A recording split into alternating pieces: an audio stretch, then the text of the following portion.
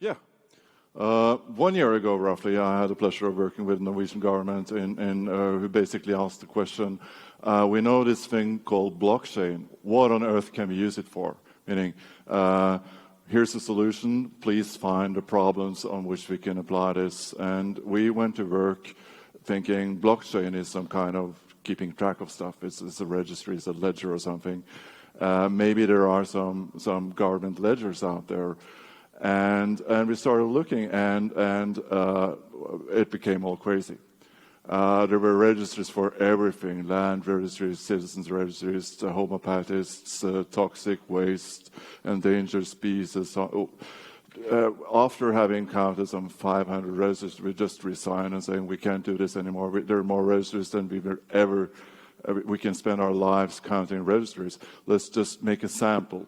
And we made a sample, and we figured out the Norwegian government is probably spending some 5 billion on maintaining the registries, 5 billion euros or 45 billion Norwegian NOK. And the interesting thing about blockchain or distributed ledger technology is that these registries, they may actually remain consistent. They have multiple owners or multiple administrators, multiple locations. There are multiple, not copies, but multiple originals. We can basically manage our registers in a totally different way than we're doing today, using the tricks of blockchain. That's the big idea. But what's the point, really? What's the point? From a Norwegian background, we can always use central authority to replace the consensus mechanism. We have a fairly competent government. Our authority is effective, legitimate, even efficient. You won't believe this. Foreigner traveling here won't believe this, but we even tell our governments things honestly, which they later use to tax us. So these registers tend to be in great shape. They have great data quality, and they're fairly complete, partly because of massive investments in IT, and we even have the luxury of a fairly safe and efficient online identification systems. All right. So if you can find a use for blockchain here, there must be uses everywhere. That's the interesting case. So why on earth would anyone enjoying this kind of public sector want to explore blockchain? And I'll give you 6 reasons which I'm fairly confident also will apply to public sectors everywhere. And the first being, and I think this is a biblical expression, teaching the garden to weed itself. I say we may keep an efficient public registry, but there are there are so many situations where we as citizens or companies or whatever are very, very, very concerned about the data and the accuracy of that data. And in these cases, we may actually keep the registers ourselves. So what Brønnøysundregistrene are doing now is actually to build a platform for companies to list their shares. And the companies themselves will maintain a very, very accurate shareholding registries because they want it themselves. In the same manner, we could I'm probably the person most concerned about the accuracy of my address is probably myself. So if I claim to live here, and my neighbors claim I'm living here, and my wife claim I'm living here, and the people where I used to live claim I'm no longer living there, you can be fairly sure I'm actually living at the address that I claim to be living in. And the same with marriages, property registers, we ourselves are the best guardians of these data. And that's one reason why the shareholding registry from Brønnøysund will probably be a success. The second is that blockchain or distributed ledger technologies can actually point the way to the future of regulation. This is a way where we can keep order and efficiency on the commons without command and control. So think about all the situations where we have quotas or shared infrastructures or permissions, where actually the role of government is simply to list what is and coordinate among various actors. These are tasks which could probably be done on a blockchain. So rather than giving me as a fisherman my quota and pursuing me and counting all the fish I counted and making sure that I landed it on the correct location and so on, let the fisherman get tokens rather than quotas and list what they're doing on a blockchain. Why cannot airline companies coordinate their flights and their use of infrastructure on a blockchain?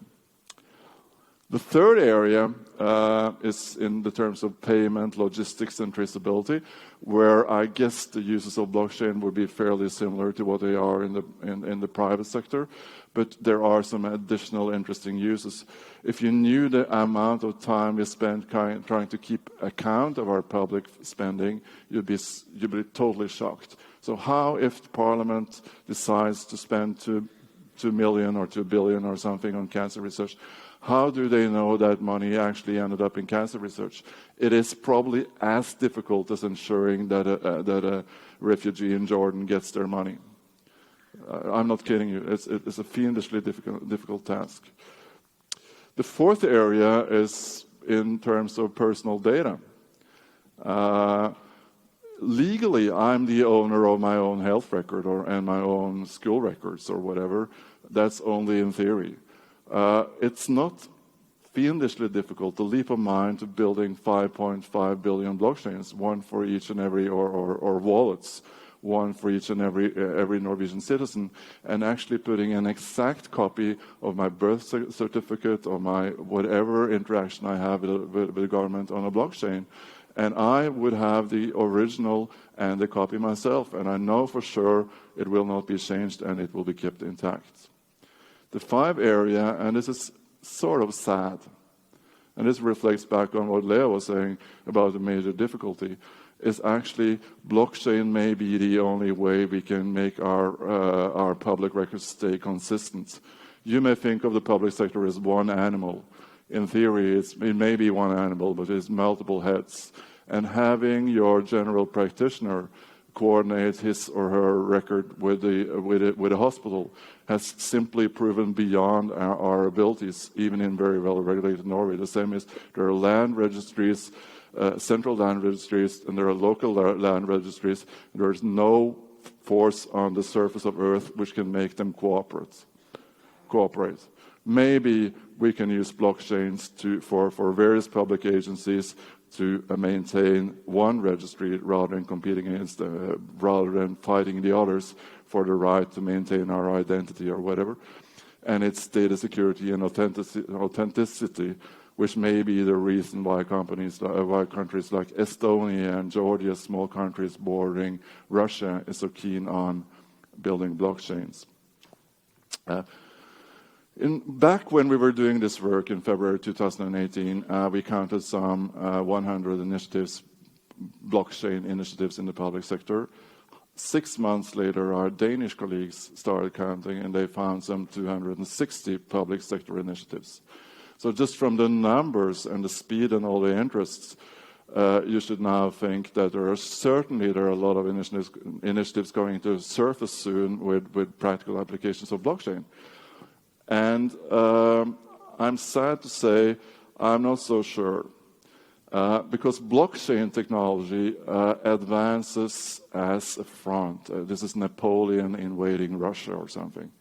And the problem, it's a systemic technology, and it may not advance further than the section of this front which is furthest behind.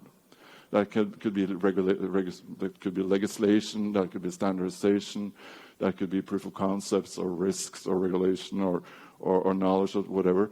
The sad thing is that the single section of this front which is keeping us from advancing is the lack of incentives. Blockchain is something you're doing in part in order to help your neighbors. Why would a hospital doctor share his record with your general practitioner?